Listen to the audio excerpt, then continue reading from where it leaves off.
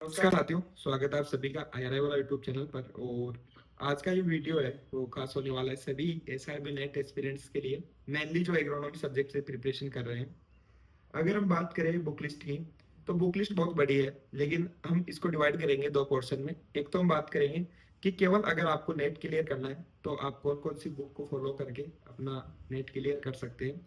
उसके अलावा अगर आपको SMS STO की भी प्रिपरेशन करनी है, आप उसका भी मेंस लिखना चाहते हो, अगर आप ARS का भी मेंस निकलना चाहते हो, तो उसके लिए आपको कौन कौन सी बुक्स फॉलो करनी होगी। हम सिलेबस के अकॉर्डिंग हम बात करेंगे कि कौन सी जो यूनिट है वो आप कौन सी बुक से कवर कर सकते हो। देखो, सिलेबस से आने से पहले मैं बात करूँ एग्रोनॉमी सब्जेक्ट की। अगर आपको अपने बेसिक्स क्लियर करने हैं तो आप सभी लोग जानते हैं कि हमारी एग्रोनॉमी की जो गीता है वो है हमारी प्रिंसिपल ऑफ एग्रोनॉमी, जो कि रेड्डी एंड रेड्डी जो हमारे सर थे उनके द्वारा जो लिखी गई है, ये आप देख सकते हो। ये सबसे बेसिक बुक है, ये तो आपको पढ़नी ही होगी। आप अपना सिलेबस स्टार्ट करते हो उससे पहले एटलीस्ट ये बुक आप कवर कर लें, जिससे कि आपके बेसिक्स क्लियर हो जाए कि बेसिकली एग्रोनॉमी जो है वो हम एग्रोनॉमी के अंदर किससे डील करते हैं, क्या हमारा मेन पर्पज है एग्रोनॉमी पढ़ने का, वो सब कुछ इसमें दे रखा है। बहुत इजी लैंग्वेज में दिया है।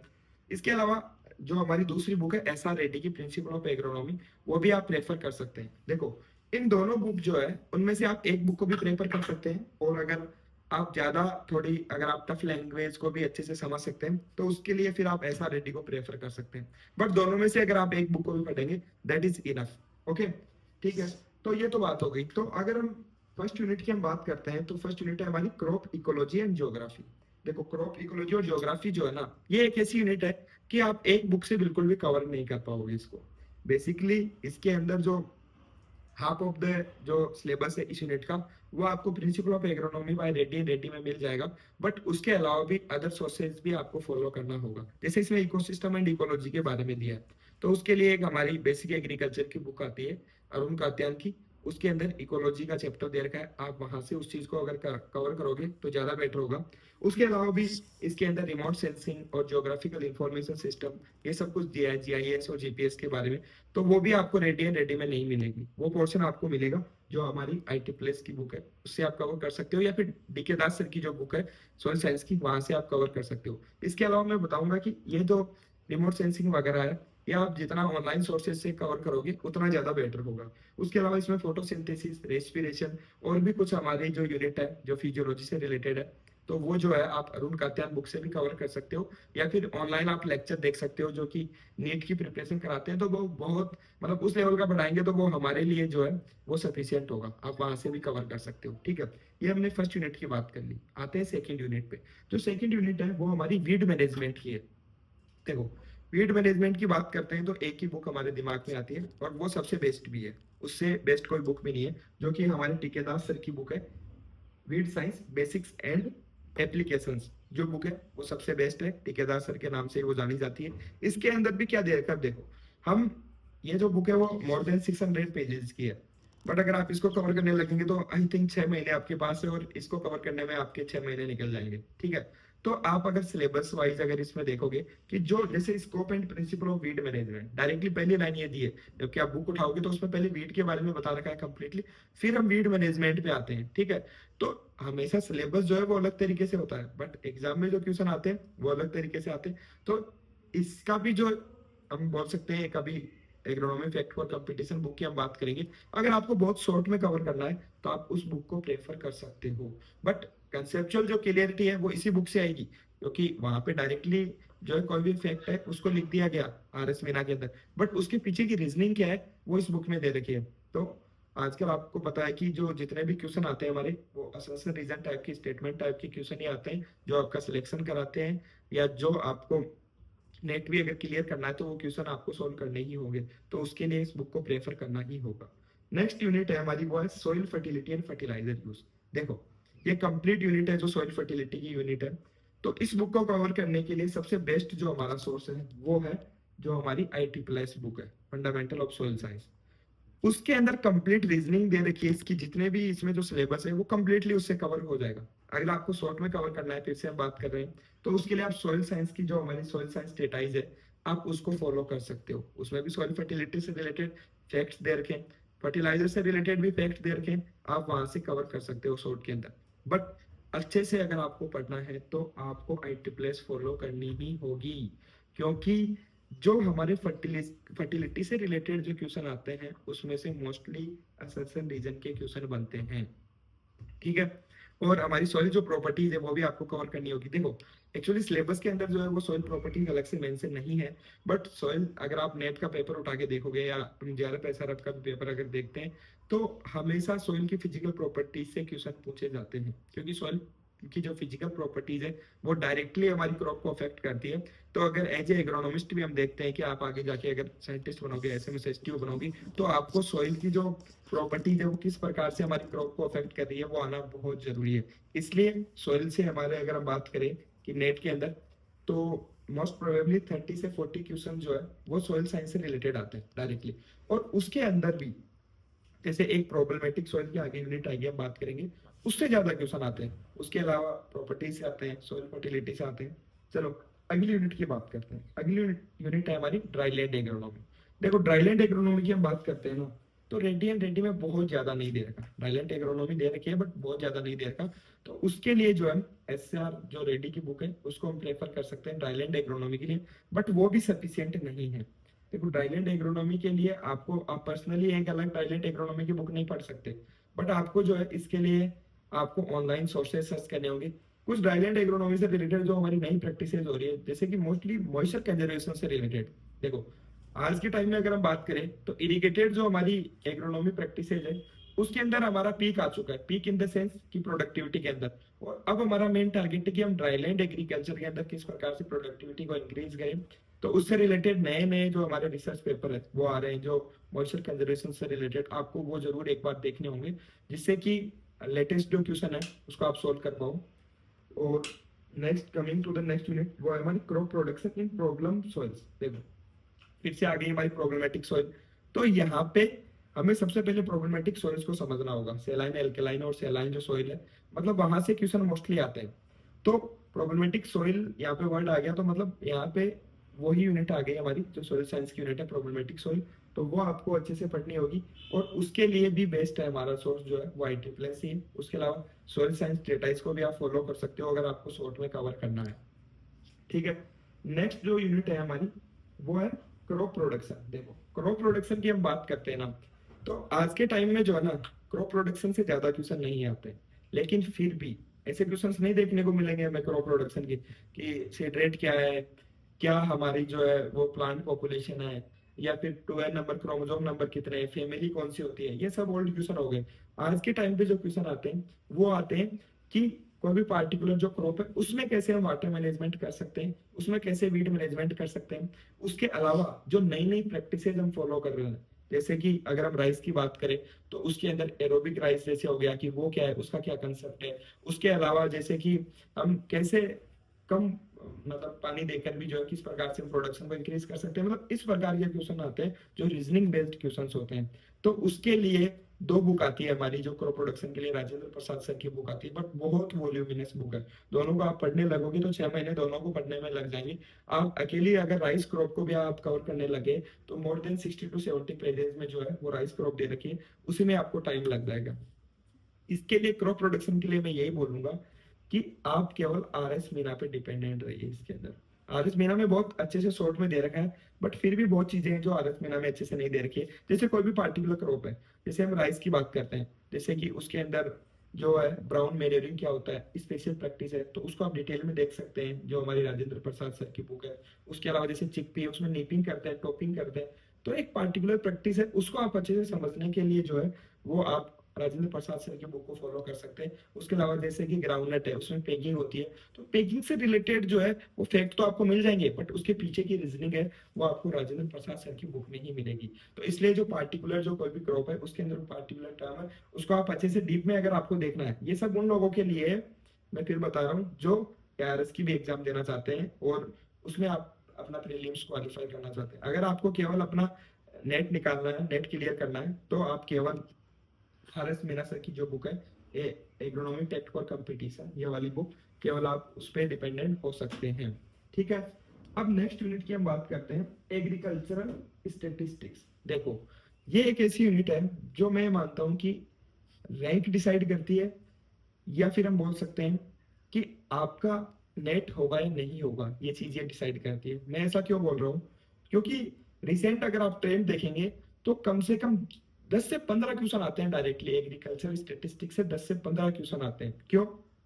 क्योंकि अगर हम देखेंगे रिसर्च प्रोस्पेक्टिव में एग्जाम होती है, और रिसर्च के अंदर जितना ज्यादा इंपॉर्टेंट आपको कंसेप्चुअल क्लियरिटी नहीं भी होगी तो चलेगा, लेकिन उससे ज्यादा इंपॉर्टेंट है आपको स्टेटिस्टिक्स आनी चाहिए, क्योंकि कंप्लीट जो खेल है रिसर्च वो डेटा का है, और डेटा का मतलब स्टेटिस्टिक्स।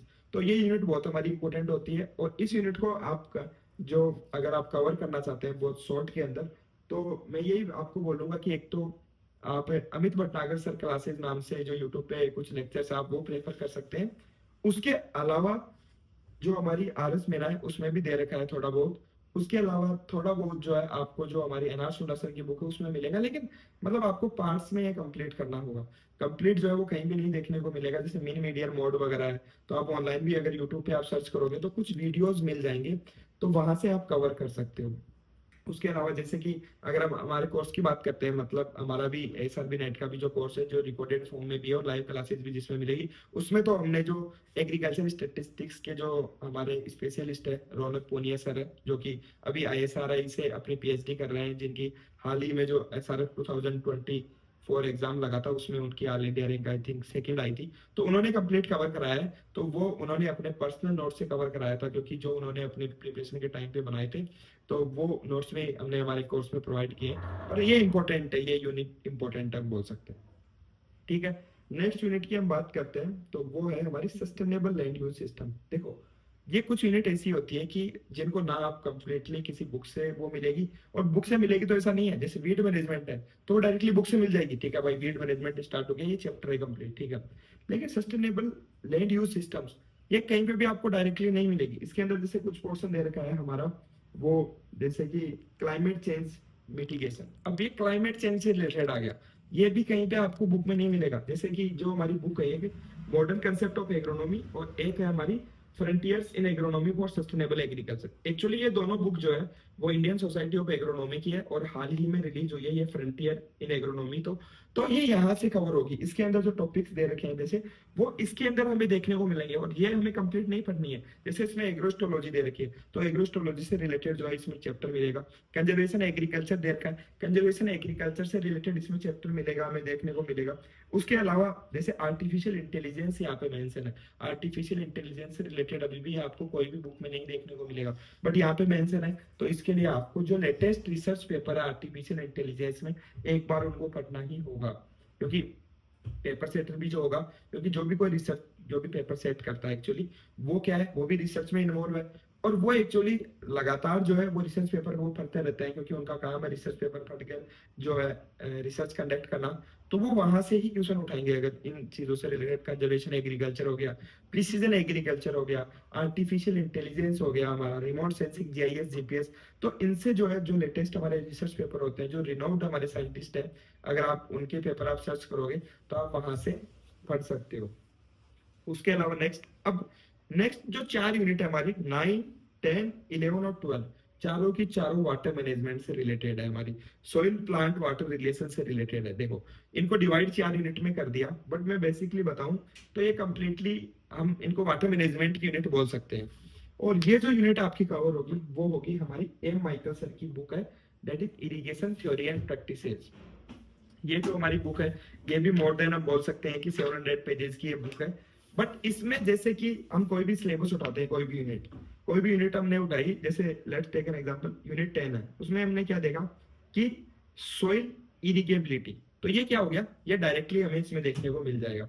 उसके अलावा इसमें कुछ पोर्शन ऐसा भी होगा हमारा जो कि हमें IEEE में देखने को मिलेगा। क्यों? क्योंकि इसमें वाटर से रिलेटेड प्रॉपर्टीज भी है, जो कि हमारे जैसे सोइल मॉइस्चर जो रिजीम होते हैं, जो भी जैसे कि फील्ड कैपेसिटी हो गया, हमारा जो परमानेंट मेल्टिंग पॉइंट हो गया, वो सब वो सोइल का भी पार्ट है। तो इसका कुछ पोर्शन आपको IEEE में देखने को मिलेगा, कुछ पोर्शन जो है हमारा मैक्सिमम पोर्शन वो हमें देखने को मिलेगा irrigation theory and practices by AM Michael. Book थोड़ी लेंथी है बट आपको प्रेफर करनी ही होगी, क्योंकि 4 यूनिट है। 4 यूनिट का मतलब हो गया यहाँ पे कम से कम 30 क्वेश्चन। 30 क्वेश्चन इरिगेशन और वाटर मैनेजमेंट से आते हैं। और ज्यादा आते हैं यहाँ से क्वेश्चन न्यूमेरिकल। मैं बोल सकता हूँ कि इरिगेशन से कम 5 न्यूमेरिकल आएंगे इरिगेशन से, जो कि हमारे जैसे कि जो डेल्टा हो गया हमारा, या ड्यूटी से रिलेटेड न्यूमेरिकल हो।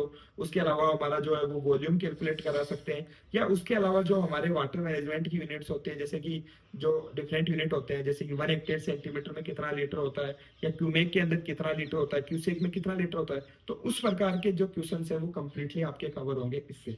ठीक है, तो ये हमने 12th यूनिट तक बात कर ली। अब 13 यूनिट क्या आ गया, management of problematic soils and water. फिर से वही आ गया प्रॉब्लमेटिक। पहले तो हमने देखा था यूनिट 3 थी, वो थी कि क्रॉप प्रोडक्शन कैसे करेंगे प्रॉब्लमेटिक सॉइल्स में।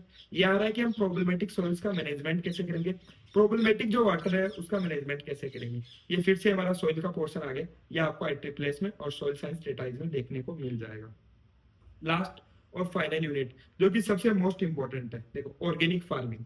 ऑर्गेनिक फार्मिंग की यूनिट जो है वो हाल ही में जो है एसआरबी ने इंक्लूड किया है, और जैसा कि हम देख सकते हैं ऑर्गेनिक फार्मिंग नेचुरल फार्मिंग पे इंडिया के अंदर वैसे भी ज्यादा फोकस किया जा रहा है।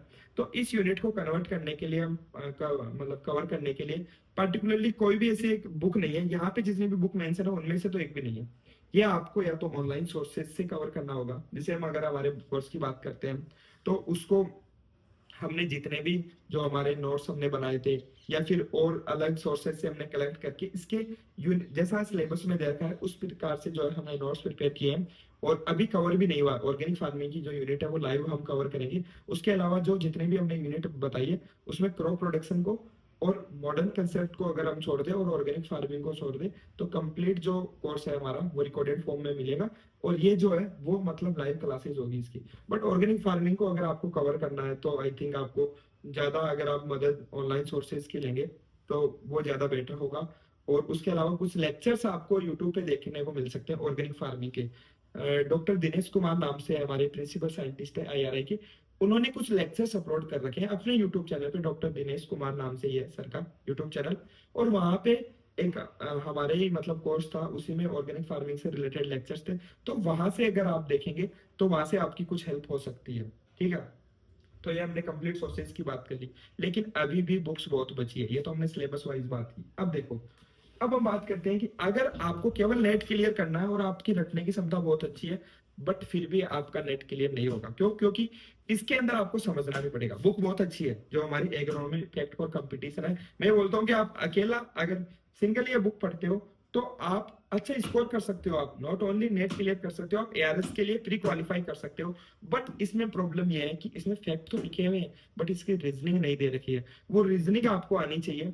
उस रीजनिंग के लिए आपको फिर रेफरेंस बुक पढ़नी होगी। बट फिर भी आप इस बुक को अगर आप मतलब ये सब कुछ कवर कर लिया, तो मैं बोल रहा हूँ लास्ट में रिवीजन के लिए बेस्ट बुक है। लास्ट के 2 महीने तो आप केवल इसी को पढ़िए। अगर आप पहले से अगर आपके बेस क्लियर है तो केवल आप एग्रोनॉमी फैक्ट फॉर कंपटीशन आप पढ़िए, अच्छे से जो है आप क्लियर कर पाओगे। अब बात करते हैं ऑब्जेक्टिव की। ये तो हमने केवल बुक पढ़ने की बात की, ऑब्जेक्टिव भी आपको सोल्व करना है। उससे पहले एक और इम्पोर्टेंट चीज है न्यूमेरिकल। एग्रोनॉमी के अंदर पिछले बार मैंने नेट का एग्जामिनेशन दिया था और कम से कम 15 न्यूमेरिकल आए थे। 15 का मतलब पता है 15 इंटू मतलब 15 नंबर हो गए, क्योंकि एक नंबर का एक क्वेश्चन होता है। तो 15 नंबर बहुत मैटर करते हैं, आपको नीचे से ऊपर पहुंचा सकते हैं। और न्यूमेरिकल्स की एक खास बात है, अगर आपका न्यूमेरिकल सही है तो मतलब सही है, वो आपको 1 नंबर मिलेगा तो मिलेगा। क्यों? क्योंकि एग्जैक्टली आपका आंसर आपने सोल्व किया है, वही ऑप्शन में है। लेकिन उसके अलावा सब रीजन हो गया स्टेटमेंट टाइप, उसमें कभी भी श्योरिटी नहीं होती है, कहीं ना कहीं आप कंफ्यूज रहोगे। तो न्यूमेरिकल्स के जो है वो सबसे मेन इंपॉर्टेंट रोल प्ले करते हैं। उसके लिए हमारे जो बुक अमित भटनागर सर की जो बुक है mathematical agriculture concept and numerical best है। इसके अंदर जो है कंप्लीट हम बात करते हैं तो हमारे 19 चैप्टर दे रखे हैं। 19 चैप्टर में एक्चुअली उन्होंने इसे डिवाइड कर रखा है कि स्टार्टिंग में तो कुछ इजी क्वेश्चन होते हैं, फिर धीरे धीरे वो लेवल इंक्रीज करते हैं। तो आप ये करना कि इसके अंदर जो न्यूमेरिकल दे रखे हैं, स्टार्टिंग के जैसे कोई भी यूनिट आप एक्सरसाइज कर रहे हो तो स्टार्टिंग के केवल 10 न्यूमेरिकल आप सोल्व करना। एक चैप्टर में 20 दे रखे ना, स्टार्टिंग के आप 10 सोल्व कर लो, क्योंकि अगले वाले जो 10 है वो थोड़े हार्ड होंगे। उतना लेवल का जो है एग्जाम में नहीं पूछा जाता। वो मेंस के अंदर जरूर कुछ न्यूमेरिकल उनमें से आ जाते हैं, लेकिन प्री के अंदर न्यूमेरिकल नहीं आते हैं। तो आप ये बुक फॉलो कर सकते हो। इसके अलावा इस बुक के जो न्यूमेरिकल है अमित भटनागर सर ने अपने यूट्यूब चैनल पे भी सॉल्व करवा रखे हैं। तो आप अमित भटनागर सर का जो है वो चैनल आप फॉलो कर सकते हो। ठीक है, अब बात करते हैं ऑब्जेक्टिव की। देखो ऑब्जेक्टिव के अंदर एक आती है हमारी एग्रोनॉमिक ट्रेटाइज। एग्रोनॉमिक जो ट्रेटाइज है उसके अंदर आपको प्रीवियस ईयर के क्वेश्चंस मिलेंगे। आपको 1999 से लेके और 2018 तक के क्वेश्चन इसके अंदर मिलते हैं। डॉक्टर बाना सर और चौधरी के द्वारा ये लिखी गई है। और इसके अंदर जो है, मैं मतलब इस बुक को इसलिए बता रहा हूँ कि इससे आपको जो है ना, जो इंपॉर्टेंट कुछ फैक्ट्स है वो आपको याद करने में ये मदद करेगी। आपको ये पता चलेगा कि कौन से टॉपिक से क्वेश्चन आ रहे हैं। देखो, अगर मान लीजिए इसमें आपने कोई पेपर देखा 2006 का, उसमें क्वेश्चन आ रहा है न्यूटन यूज एफिशिएंसी का, उसमें क्वेश्चन आ रहा है नाइट्रिफिकेशन इनहिबिटर। इसका मतलब ये है कि वो टॉपिक इंपॉर्टेंट था, वो उस टाइम पे भी इंपॉर्टेंट था, आज भी इंपॉर्टेंट है, आगे भी रहेगा। तो इससे आप एक चीज एनालिसिस कर सकते हो कि कौन सा टॉपिक जो है वो इंपॉर्टेंट है, उसमें आपको ये मदद करेगा। और इससे आप सोल्व करोगे तो ये रिवीजन में भी मदद करता है। अब बात करते हैं, एक बुक है हमारी द सोल मेघना carta of agronomy and soil science, जो कि सत्यम राउत और राजन शुक्ला की बुक है। अब ये जो बुक है ना, उसके अंदर लास्ट के जो 3-4 साल के जो है ना जीआरएफ और एसआरएफ के पेपर दे रखे हैं, सॉइल साइंस और एग्रोनॉमी दोनों के दे रखे हैं। तो इससे आपको ये आइडिया लगेगा, एक तो आप क्वेश्चन सोल्व कर पाओगे प्रीवियस ईयर क्वेश्चंस के, जीआरएफ और एसआरएफ के। देखो, मैं जीआरएफ और एसआरएफ की क्वेश्चन सोल्व करने के लिए बोल रहा हूँ, एसआरबी नेट के नहीं बोल रहा। क्यों? क्योंकि एसआरबी पेपर नहीं देता है, एसआरबी कभी भी पेपर नहीं देता है। तो एसआरबी का आपको जो है ना वो पेपर नहीं देखने को मिलेगा। सो आप जो है इससे प्रीवियस ईयर के क्वेश्चन सोल्व कर सकते हैं, वो आपको प्रैक्टिस करने में मदद करेगा। प्लस आपको ये पता लगेगा कि कहाँ से क्वेश्चन आ रहे हैं आजकल रिसेंट ट्रेंड में, कौन से टॉपिक से ज्यादा आ रहे हैं, किस प्रकार के जो है ना सेशन रीजन के क्वेश्चन आते हैं। फाइनल जो, अगर ऑब्जेक्टिव की हम बात करते हैं, अगर आपको ऑब्जेक्टिव सोल्व करने हैं प्रैक्टिस के लिए, इससे बेस्ट कोई बुक नहीं है अभी तक एग्रोनॉमी के अंदर ऑब्जेक्टिव की। ए इनसाइट इनटू एग्रोनॉमी नाम से है, और विश्वरंजन बेहरा सर है, उन्होंने ये बुक लिखी है, जो कि यहीं से आईआरआई से ही वो एमएससी और पीएचडी उनकी यहीं से थी। बेस्ट बुक है, बेस्ट। इतने प्यारे न्यूमेरिक, मतलब इतने प्यारे ऑब्जेक्टिव दे रखे हैं, और उसके नीचे एक्सप्लेनेशन और दे रखा है। तो ये आपको रिवीजन में भी मदद करेगी, उसके अलावा आपको ये मदद करेगी क्वेश्चन सोल्व करने में, जिससे कि आपको जो है आप हैबिचुअल हो जाओगे किस प्रकार के क्वेश्चंस आते हैं। आप जो भी मिस्टेक करोगे वो यहीं पे कर दोगे। तो इस बुक को आप सोल्व करें तो एक चीज ध्यान रखना कि आंसर थोड़ा छुपा के फिर सोल्व करना, ताकि जब तक आप खुद से सोल्व कर पाओ फिर आंसर देखना कि आपका करेक्ट है या इनकरेक्ट है। ओके, तो ये हमने कंप्लीट बुक्स की बात की। उसके अलावा भी अभी बुक्स बची है। देखो, मैं चाहता था कि कंप्लीट बुक्स ना बताऊं आपको, केवल एक बुक बता दूं, बट यार कुछ भी जो है ना, अगर हम रिसेंट अगर ट्रेंड देखते हैं ना, तो नहीं होगा कवर सच में। मतलब बहुत वॉल्यूमिनस है एग्रोनॉमी का सिलेबस ही, इतना वॉल्यूमिनस है। एक हमारी बुक है एग्रोनॉमिक टर्मिनोलॉजी, जो भी इंडियन सोसाइटी ऑफ एग्रोनॉमी के द्वारा लिखी गई है। एक हमारी बेसिक बुक जो हमने पहले बात कर ली, जो fundamental of agriculture, volume first आपको पढ़नी है। देखो, इकोलॉजी, और इकोलॉजी के लिए भी आपको अरुण कात्यायन की वॉल्यूम जो है उसके लिए वॉल्यूम सेकंड पढ़नी है। और एग्रोनॉमी और सॉइल साइंस जो है ना, अब ये तो हमने इतनी बुक्स की बात की, पर छूटना कुछ भी नहीं चाहिए।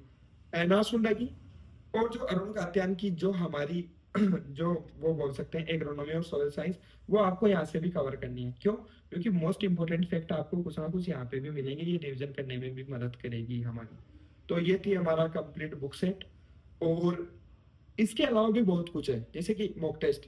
और देखो, मॉक टेस्ट आप, मतलब मॉक टेस्ट हम भी रिलीज करेंगे, अभी उस पर काम हो रहा है। हमारे 5 जो है टेस्ट वो प्रिपेयर हो चुके हैं, मतलब लाइव हमने अभी तक नहीं किया है। जब हमारा बंडल तैयार हो जाएगा, तो बंडल तैयार होने के बाद में जो है ना प्रैक्टिस सेट हम टॉपिक वाइज और कंप्लीट मॉक टेस्ट जो है वो हम रिलीज करेंगे। उसके अलावा भी और भी कुछ जो है, जैसे कि ट्रिकी करके एक कुछ है, मतलब उससे भी आप ले सकते हैं। मतलब उसके अलावा भी बहुत सारे जो है ना कुछ ऑनलाइन, मतलब ऑथेंटिक थोड़ा सर्च करना कि उसके एक बार टेस्ट आपको मिले, अगर फ्री मॉक टेस्ट मिले तो एक बार अटेंड करके देखना कि क्या वास्तव में लेवल के हैं या नहीं है। क्योंकि कुछ लोग क्या करते हैं, जो मतलब एफओ वगैरह की या कुछ भी प्रिपरेशन कराते हैं, वो लोग भी एसआरबी की सीरीज चलो चालू कर देते हैं। तो उसमें क्या लेवल रखते हैं, वो वही एफओ वाला लेवल रखते हैं, उससे काम नहीं चलेगा। वो सी रेट पूछने वाला है, वो टाइम गया। आज एग्रोनॉमी के जो क्वेश्चन आ रहे हैं वो कंसेप्चुअल क्वेश्चन आ रहे हैं, असम्पशन रीजन टाइप के क्वेश्चन आ रहे हैं। ओके, तो ये थी कंप्लीट बुक लिस्ट।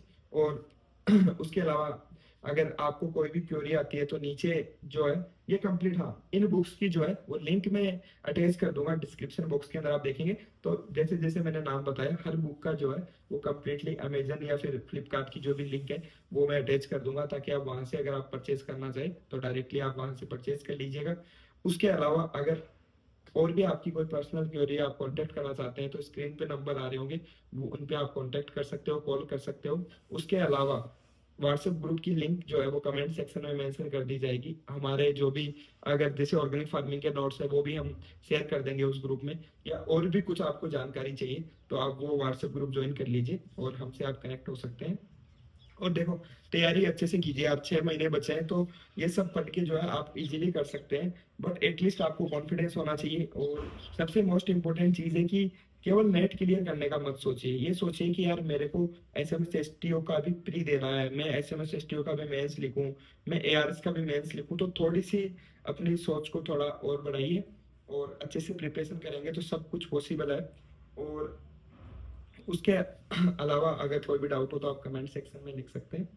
ओके, देखते रहिए आईआरआई वाला। जय हिंद, जय भारत।